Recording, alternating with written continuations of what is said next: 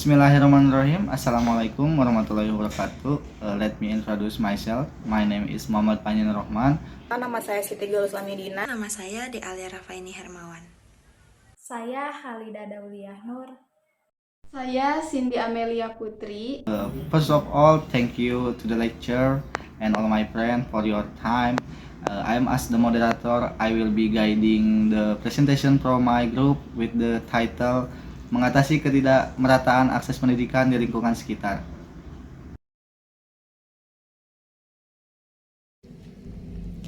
Latar belakang.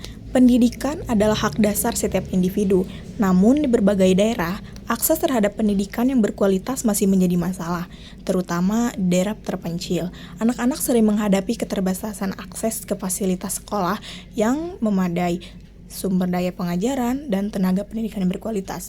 Latar belakang dari isu pendidikan di berbagai daerah, khususnya daerah terpencil, menunjukkan bahwa meskipun pendidikan merupakan hak dasar setiap individu, masih banyak tantangan yang harus dihadapi dalam memastikan akses yang setara bagi semua orang.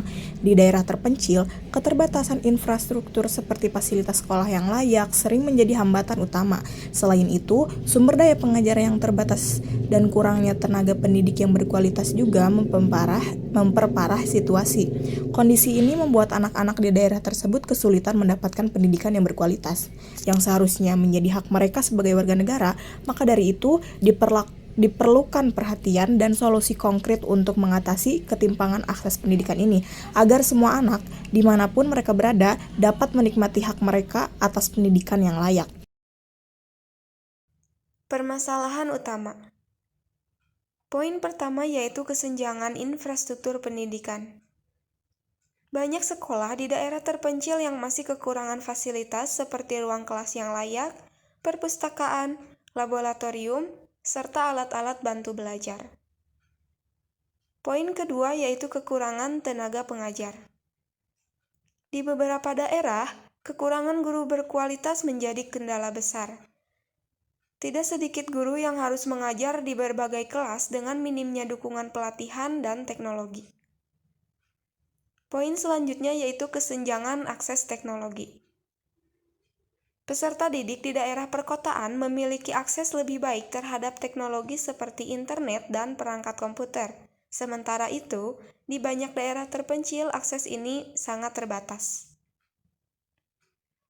Poin terakhir yaitu dampak ekonomi keluarga. Banyak anak dari keluarga kurang mampu yang putus sekolah atau tidak bisa melanjutkan ke jenjang yang lebih tinggi karena keterbatasan biaya. Yang selanjutnya yaitu solusi. Solusi yang pertama yaitu peningkatan infrastruktur pendidikan. Ini berarti memperbaiki atau membangun fasilitas sekolah yang lebih baik. Misalnya seperti membangun gedung sekolah baru, memperbaiki laboratorium atau perpustakaan, atau menyediakan fasilitas olahraga yang memadai. Tujuannya agar siswa dapat belajar dalam lingkungan yang nyaman dan mendukung proses belajar mengajar. Selanjutnya, solusi yang kedua yaitu penyebaran tenaga pengajar berkualitas. Artinya, menambah jumlah guru yang kompeten dan berkualitas di semua daerah, terutama di daerah yang masih kekurangan guru yang berkualitas akan memberikan pengajaran yang baik dan dapat memotivasi siswa untuk belajar. Selanjutnya yaitu pengembangan akses teknologi. Ini berarti meningkatkan penggunaan teknologi dalam proses belajar mengajar, misalnya menyediakan komputer, internet, dan perangkat lunak pendidikan di sekolah. Selain itu, juga perlu melatih guru dan siswa untuk memanfaatkan teknologi tersebut. Tujuannya agar pembelajaran menjadi lebih interaktif dan menarik. Selanjutnya ada dukungan finansial dan beasiswa.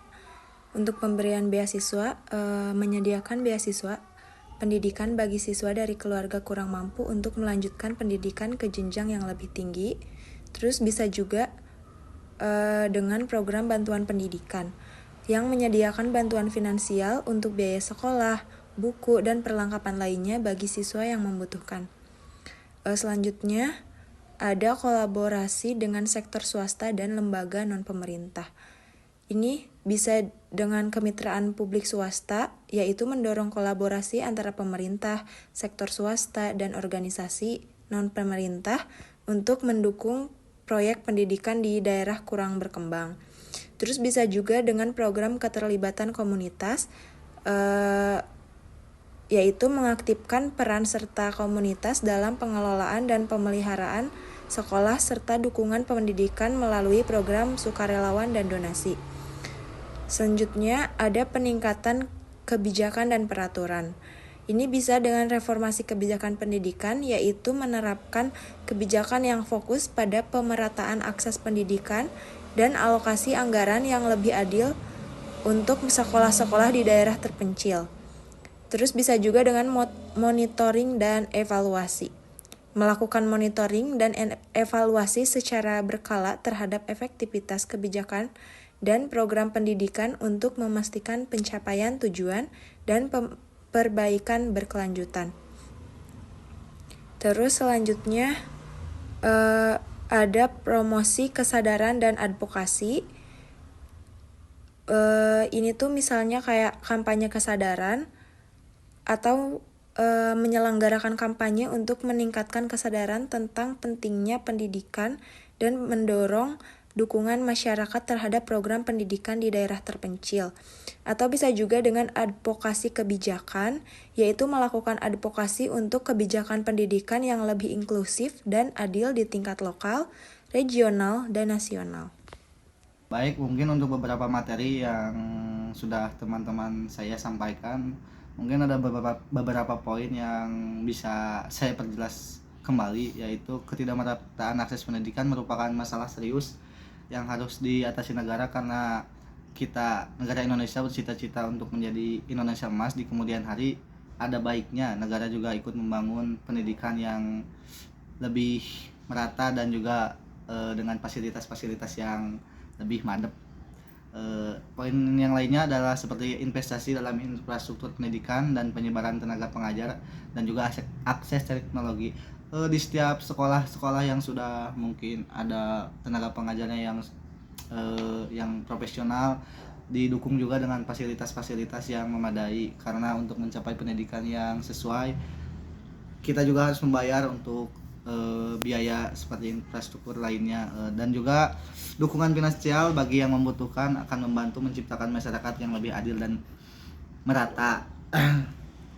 Saya sebagai masyarakat juga harusnya bisa turut berkontribusi dalam upaya ini, baik dengan terlibat dalam kegiatan sosial pendidikan seperti menyumbang buku, alat-alat belajar, ataupun mendukung program-program yang sudah dilakukan oleh pemerintah, program pemerintah dan juga organisasi yang fokus pada peningkatan pendidikan di daerah terpencil. Mungkin sekian dari kelompok saya. Ada pertanyaan? Harusnya tidak ada, karena saya rasa ini juga sudah cukup jelas dijelaskan oleh teman saya dan juga saya sendiri. Terima kasih untuk waktunya. Assalamualaikum warahmatullahi wabarakatuh.